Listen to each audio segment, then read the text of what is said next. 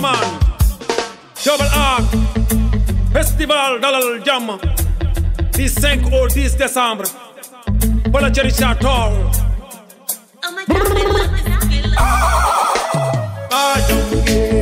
Ba jamm ngeen yen ba jamm ngeen abi tuna ma lam jamm ngeen yen ba jamm ngeen Assalamu alaikum ba jamm ngeen Walo events mo woote na ñëpp ñëw dal ci jàmm fu mu amule duma kenn du fa julli yow nang ko waaj ma dal di ko waaj ñu dal di ko waaj festival ci jàmm festival bi festivalu ñëpp la Walo su woote ñëpp dal di teew Walo su woote ñëpp dal di teew mag ñee Walo events nee na ngeen teew kone yee Walo events nee na ngeen teew Walo ureba dem na kan ureba dem na kan Walo ureba dem na kan ureba dem na kan di 5 au 10 ñëpp yan ko yan bu 10 di 5 au 10 ñëpp yan ko yan bu 10 di 5 au 10 ñëpp yan ko yan bu 10 di 5 au 10 naka ñëpp yanu yan bu 10 Dakaru Njaay ba Saint-Louis ñu ngi leen di woo Ross Béthio Sénégal ñu ngi leen di woo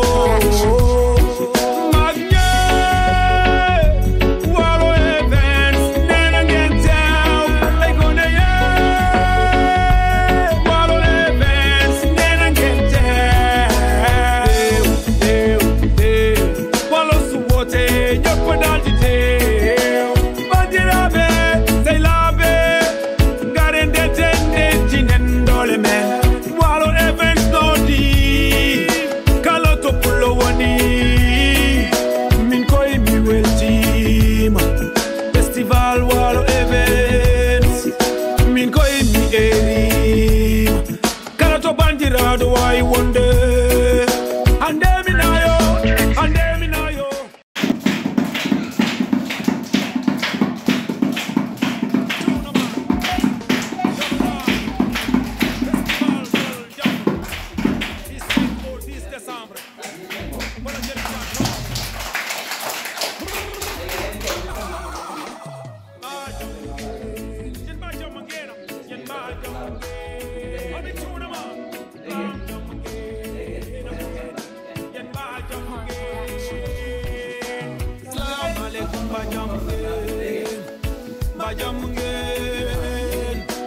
Walo events mo woote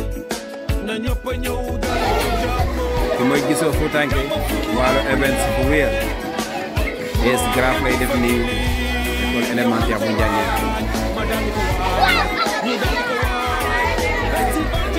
xool leen élèves yi mbégte lañu am ak bànneex ci gis ko muy dessiné lu nice jagleel ko école élémentaire de Njàngeen waaw